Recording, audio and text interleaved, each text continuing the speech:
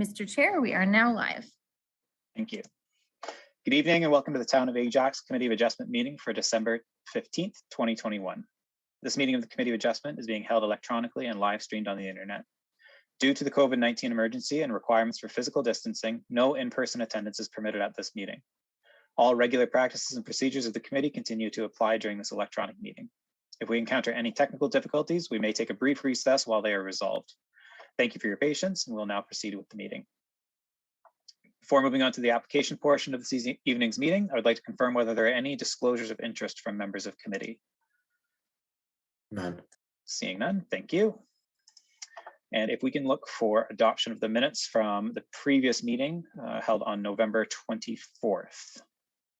Lori, okay, and do we have a seconder? Mark, thank you. And all those in favor?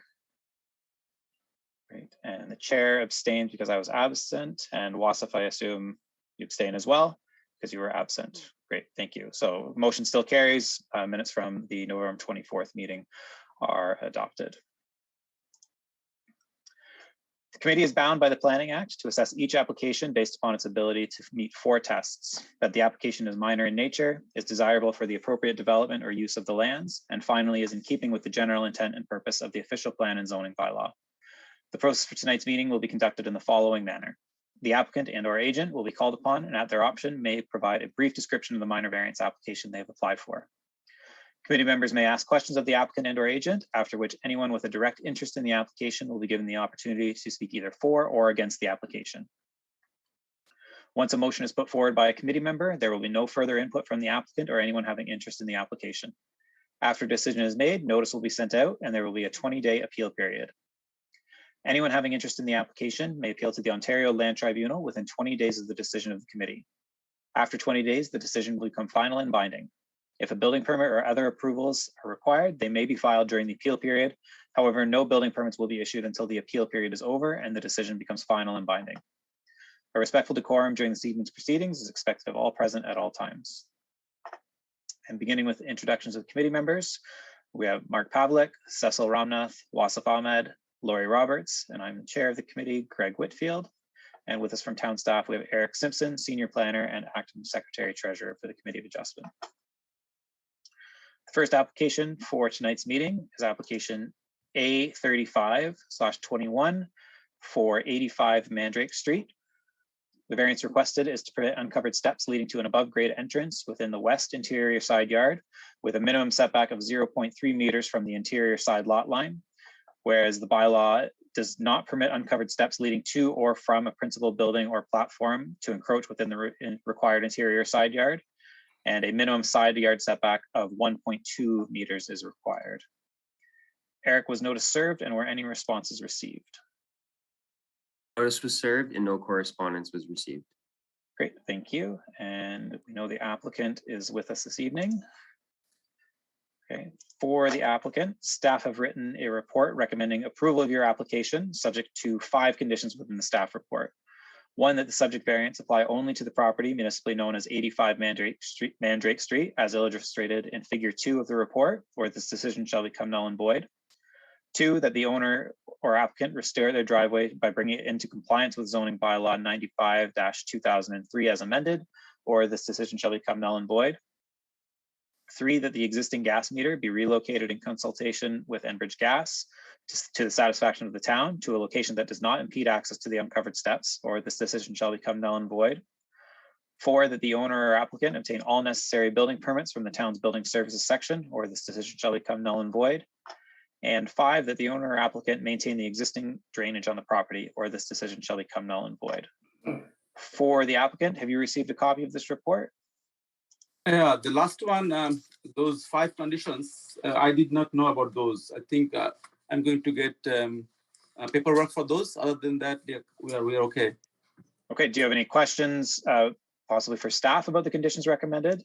No, all good. We're okay about that. Okay, great. Well, if you'd like to introduce yourself and if there's anything you'd like to add in helping with the committee's decision, now's your opportunity. Well, nothing much to say. I'm just representing the landlord. So we have basically applied for all the permits.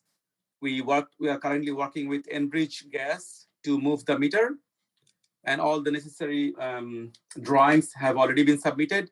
So we were basically just waiting for this meeting. Once this meeting has been done, and all those 5 points, I believe Eric already mentioned one of the emails, but I'm basically waiting for the last communication from you.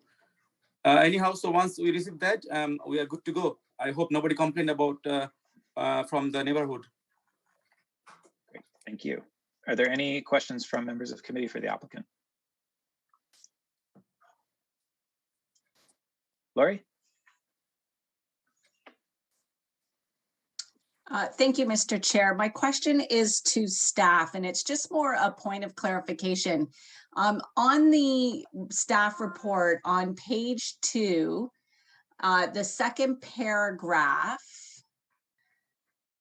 there's a line in there that goes on to say, the very last line, therefore, this application does not capture a driveway zoning non-compliance, but instead ties the necessary restoration work to it as a condition of approval. I know in the 5 conditions, that is referring to one of those conditions. I just wanted clarification for that. Through the chair, that's correct. That's referring to condition, I guess, number 2, I think it is. Okay. Yep. Okay, thank you very much. And then another question, please, Mr. Chair, to staff. I just wondered in scenarios like this, where what would happen if the neighbor wanted to put a exterior door on the same area and they encroached on this same space? Would that be problematic at all? Through the chair. So I guess it would depend on what that setback of that existing dwelling is to that common lot line. If there's enough space, it's possible that they could make it work. They would obviously have to design their steps to go up and down to ensure access. The only other implications, I guess, there could be from an Ontario building code perspective, because doors are considered like unopened openings on a building facade. So there are limitations with respect to how close those can be. That's why usually you don't see a lot of windows on the side building facades. The details of that I'm not sure, but that's something that would have to be looked at through a building permit process. Okay, so I guess mostly what my question is that does this owner getting the ability to do this, does it hinder the neighbor from being able to do the same thing one day? Until something was proposed, I can't really comment on that. But either way, the applicant's in their right to apply for something to do this. Okay, okay. Thank you. I appreciate it. That's all, Mr. Chair.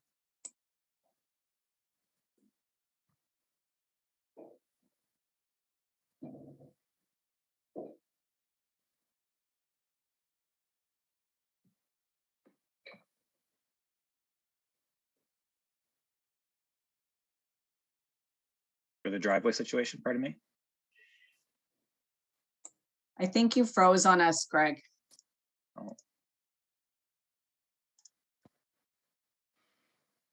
Can you repeat your last statement, Mr. Chair? Sorry, am I back? Am I? Sorry, I heard Sounds you like there. Okay, sounds- sorry about that, everyone. Sorry, follow-up question just for staff. Just question regarding why the approach was taken to restore the driveway condition back to a state of non-compliance versus requesting an additional variance for the state of non-compliance. That's because the existing driveway, well, more so the interlocking that's adjacent to it, as is, wouldn't be supported by staff as a variance.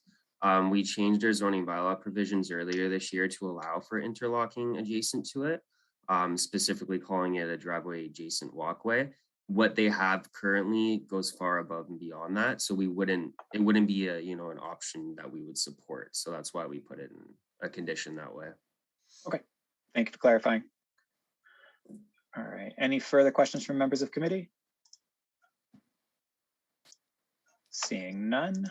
Okay, and then just don't think we have anyone, but is there anyone here to speak either for or against the application? Seeing none, thank you. And if we can look for a motion, please. Okay, Wasif, and good. Mr. Chair, I'd like to put forth a motion to approve application A3521 on the basis that it is minor in nature, meets the 4 tests, and subject to the 5 conditions as outlined in the staff report dated December 15th. Great, thank you. And do we have a seconder on the motion? Cecil, thank you.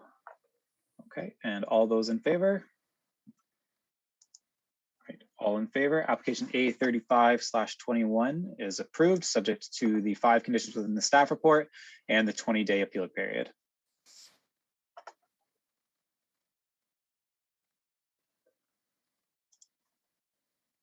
Okay. Moving on to application A39-21. The variance requested is to permit a maximum area of 39 square meters for a platform more than 1.2 meters in height above finished ground level, whereas the bylaw permits only a maximum area of 30 square meters for a platform located more than 1.2 meters in height above finished ground level. Eric, was notice served, and were any responses received outside of the 1 letter of correspondence that we had received? Notice was served, and it was just the 1 support letter that was provided. Great, thank you. And does not look like we have the applicant with us. Okay, so staff have written a report recommending that committee defer this application to a later date based on recent comments received from the Toronto Region Conservation Authority for the applicant to have further discussions with TRCA staff. So if the applicant is not here, is there any discussion that committee members would like to have on the application, or otherwise we can look for a motion to defer to a later date?